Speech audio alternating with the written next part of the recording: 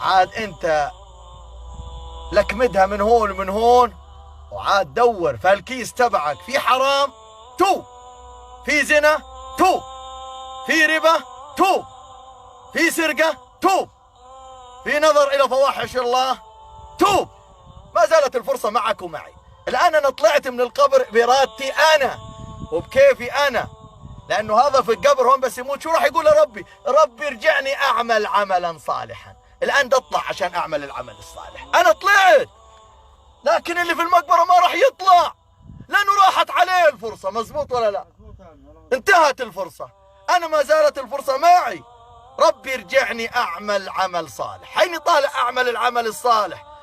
أنت شو ملك بدك تندفن، رئيس دولة بدك تندفن، رئيس محكمة بدك تندفن، قاضي بدك تندفن، مليونير بدك تندفن، ثري من أثرياء الدنيا بدك تندفن، طفل بدك تندفن، أجمل امرأة في العالم بدك تندفني. امشي وتكسمي وتدلعي في الشارع زي ما بدك. شو بدك تقولي لربنا داخل هذه الحفرة؟ الآن اللي بيحبه الله بتيجي الحلقة قدامه نور بصيرته، لكن أسأل الله العظيم أنه يحسن خاتمتي وخاتمة كل من نشر هذه الحلقة معي. أنا دقائق وأنهي، دقيقة وأنهي، لكن أسألك بالله وبمحمد رسول الله أنك تنشر هذه الحلقة. أسألك بالله وبمحمد رسول الله تنشر هذه الحلقة فقط توبوا توبوا وعودوا إلى الله. الله عز وجل قال الجنة عرضها السماوات والأرض، الجنة عرضها السماوات والأرض. وكمان رب العالمين قال وجهنم في السبع أراضين. انت اختار شو بدك تسألك سؤال. معك 1,000,000 10 مليون غير اللي ببطنك ملكك؟ سؤال.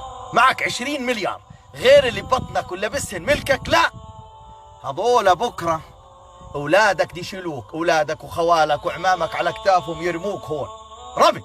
ما راح يقولوا جيبوا فلان، راح يقولوا جيبوا الجثة، جيبوا الجثة، وراح يجيبوا كمان طين وعليه تبن، جيبوا الميت وجيبوا طين ويجيبوا له عليك جبل ويحطوا عليك البلاطات.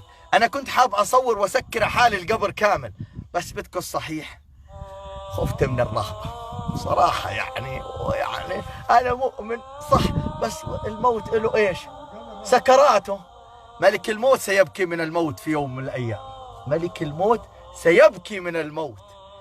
أحبتي أصدقائي، أنا آسف على هالخمس دقائق، لكن صدقني الله بحبه لما تتمعن وتفكر بجمالك، وتفكر بملايينك، وتفكر بقصورك، وتفكر بسلطتك، وتفكر بحرسك، وتفكر بملايينك وأسطولك وقصورك وسياراتك وأكلك.